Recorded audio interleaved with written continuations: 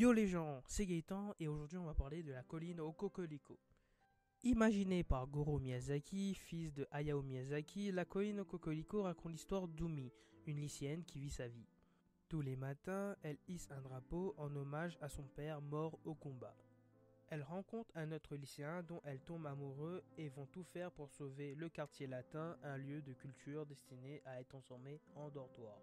Nous allons voir non pas 3 points, mais 2 points sur ce film d'animation qui m'a tant fait rêver.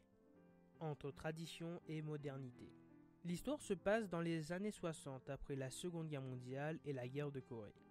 Il faut savoir que les Japonais sont très axés sur la tradition, comme leur code d'honneur qui pendant la Seconde Guerre mondiale a fait pas mal de victimes.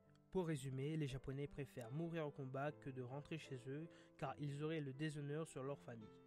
Bon, revenons au film. Nous voyons un Japon mélangeant tradition et modernité.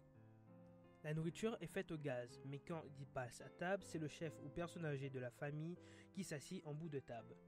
En l'occurrence, dans ce film, une grand-mère. Bon, dans la maison, il n'y a que des filles.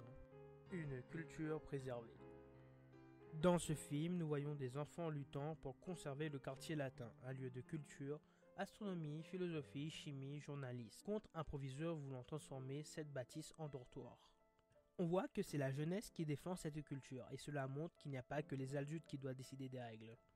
Car les jeunes seront les adultes de demain, et donc façonneront le monde à leur image. Bon, aujourd'hui, tout part dans tous les sens, pas dire, mais voilà. Conclusion, Jules c'est de la merde. Non, calme-toi, je déconne, n'écris pas le commentaire haineux, calme-toi. La colline au Cocorico est pour moi un classique du film d'animation japonais. À travers l'histoire d'une fille, l'auteur arrive à faire passer des messages, et c'est juste magnifique.